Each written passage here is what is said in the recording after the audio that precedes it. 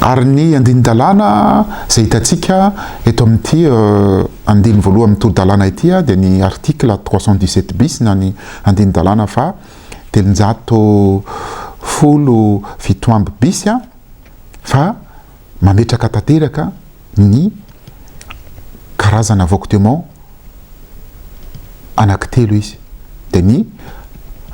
araka ny hitantsika amin'ny io laharana fahaefatra io dia ny hoe manana pathologie médicale ny fœtus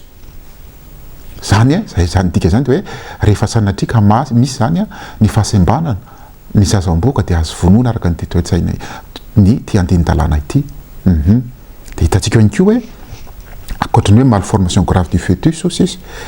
misy fahasaponana ngeza be zany dia efa azo asorina dia eo ihany koa hoe misy ny avortement psychosocial rehefa hitantsika teo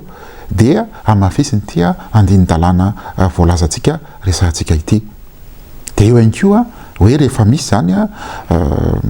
fanalanjaza psychosocial dia voalaza sy voamafy voasorotra mazava tsara ity lalàna ity dia eo ihany koa araka ny hitantsika amin'ny andininy fa 7telopolo sy 300 tera io dia le hoe vokatra rehefa misy ny fanolanana rehefa misy ny fivoterana ka be voka ny zazavavy na ny tovavy na ndrainy anankiray rehefa vokatra ny fanolanana ny fivoterana dia hoy ity ny-dalàna teo hoe hoy ny toe-tsainy ty lalàna teo hoe azo asorona izay le hoe fanalanjaza psychosocial na avortement psychosociaux ka amafisiny fa ireo lalàna ireo zany topilasy topoavy dia ametraka tanteraka sahady ireo sikajy anankitelo ny fanalanjaza ireo dia ny avortement